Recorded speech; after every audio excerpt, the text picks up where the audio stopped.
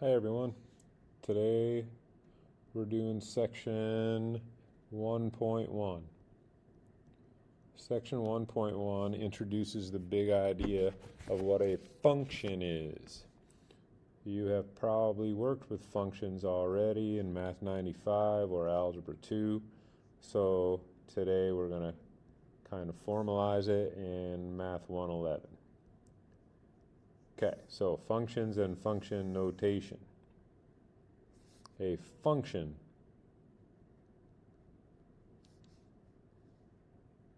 is a relation that assigns each x value exactly one y value. So let's look at a couple of examples here. So I have this set. Usually the set of inputs is called a domain. So the domain is 1, 2, and 3. I'm going to make my range equal to 4 and 5. Now, does this relation assign each domain exactly one range? So here we go. 1 gets assigned to 4, 2 gets assigned to 4, 3 gets assigned to 5. Each domain gets assigned exactly one range. So this one is a function. All right, this one over here, let's do a non-example. So 1, 2, 3, same domain and range. If it's not a function, we don't usually use the words domain and range. But this one, I'm going to assign 1 to both 4 and 5. And I'm going to assign 2 to 4. And I'm going to assign 3 to both 4 and 5. So now you have 1 and 3 are two timing. Not good for a domain element to two time, okay? If a domain element goes to more than one range element, it's not a function. Range elements are allowed to get assigned by two different domains, but not vice versa. Okay, so first one is a function, second one is not. All right, let's do, that's in a chart to demonstrate functions or non-functions. Next is table. So if I look at a table of values, say I have x and y here, and I got 0, 1, and 2, and over here 0 gets assigned to 4, 1 to 5, 2 to 6. That one is a function because you don't have any repeat offenders in the x column. Over here, if I got x and y, and I have 4 gets assigned to -3, 4 also gets assigned to -1, and 5 gets assigned to 1. So 4 gets assigned to two different y values. So this one is not a function. All right, that is tabularly how to determine whether or not something is a function. The next, or the last part, last way to figure out if something's a function or not is to look at a graph. All right, so let's do an example here. I have my y-axis, my x-axis, and I have this ellipse. An ellipse is just an oval. Okay, so if you think about it, look at this x value right here, just some typical x value. This x value, if you think about it, gets assigned to two different y values. Okay, so we have two outputs for a single input. So this one is not a function. All right, you cannot have two outputs for any single input. All right, this one over here is you're going to learn this is a polynomial graph when we get to chapter 3. This one, if you look at it, I could draw many vertical lines, and those vertical lines would only hit the graph once. That means for every x, we're only getting one y assigned to every x. Okay, so what we just did here is we demonstrated something called a vertical line test. All right, so the vertical line test says the following.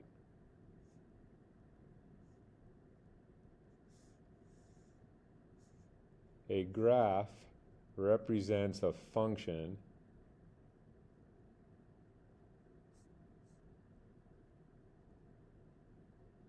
only if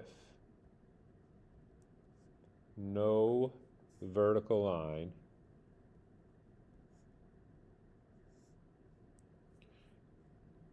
passes through it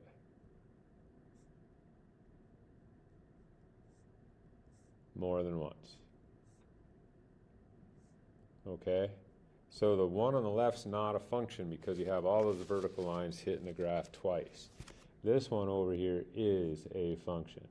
There is not one single vertical line that hits that graph more than once. So that one is a function. All right, this is fun. Moving on to the next part. The next part is function notation.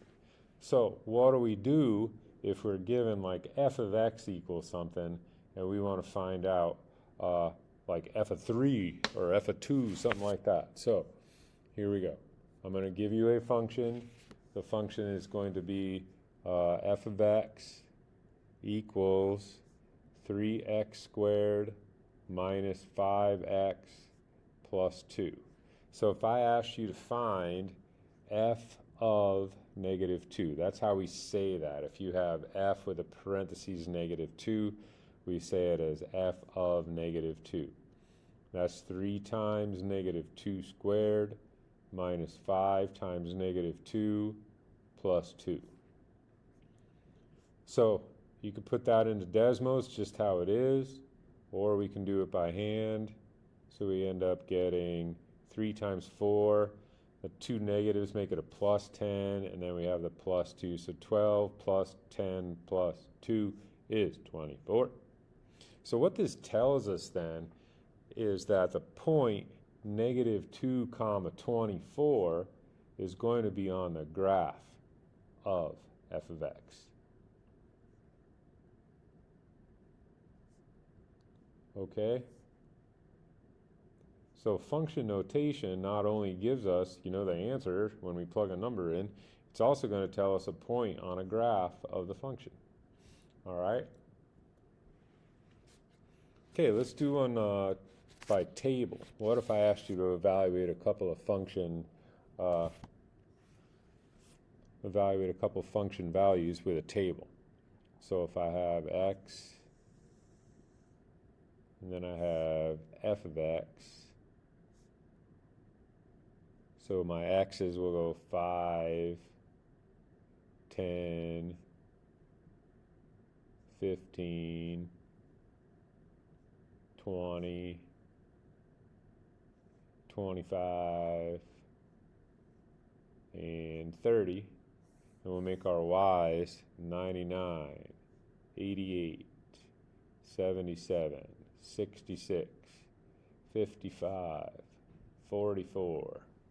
All right, and I asked you some questions on this. So we have a table of values.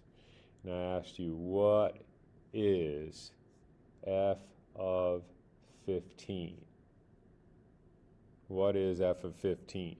So you go over to 15 right here, and that's the input. F of 15 is the output, so it equals 77. So we just say f of 15 equals 77. Gosh, a whole homework assignment for those would make everyone happy, I would think. All right, solve. F of x equals 44. So this is, we're going the opposite direction. This asks what x value gives a y value of 44. Remember that f of x is just y. It's just like, if I had y equals whatever function, f of x pretty much stands for y. So what x value gives a y value of 44? Well, 30. You go to y equals 44 and you track back up to x, and x equals 30. All right, the last way to do function notation is graphically. So let's graph one. So we'll graph a line here, or not a line, we'll graph some nice polynomial graph. Let's see. So there's my y-axis, there's my x-axis. We gotta try to draw it carefully here. So there we'll make each x be 1s, we'll let each y be 1s. And then we'll plot some points here. So that point up there, and then 0, 0, and then I got like 2, -3. So I have a nice polynomial here. Gonna go up like this, come on down.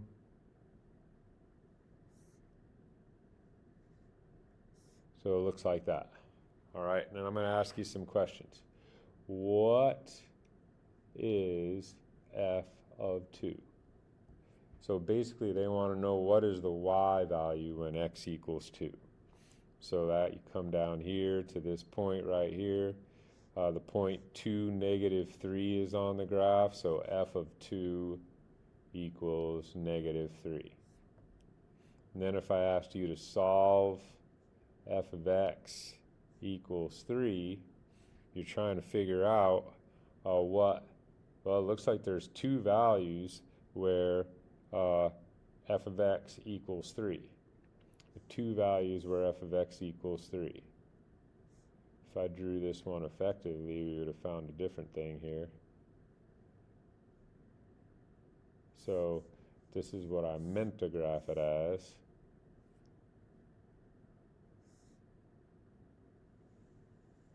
Like that. Okay, so f of x equals 3 at two different points, right? F of x equals 3 here and here, right? Where I shaded in yellow. F of x equals 3 in two different places. Those x coordinates are -2 and 4. So there are my two answers. X equals -2 and x equals 4. The last part of this lesson talks about parent functions. We're going to use parent functions when we do the stretching and shifting section. I think it's like 1.6. So we're going to use these parent functions then. So I'm going to switch it over to the notes and let's talk about parent functions. So the first one's linear, y equals mx plus b. We've done lines all the way back to math 60 or even math 20, algebra 1. All right, y equals mx plus b looks like that.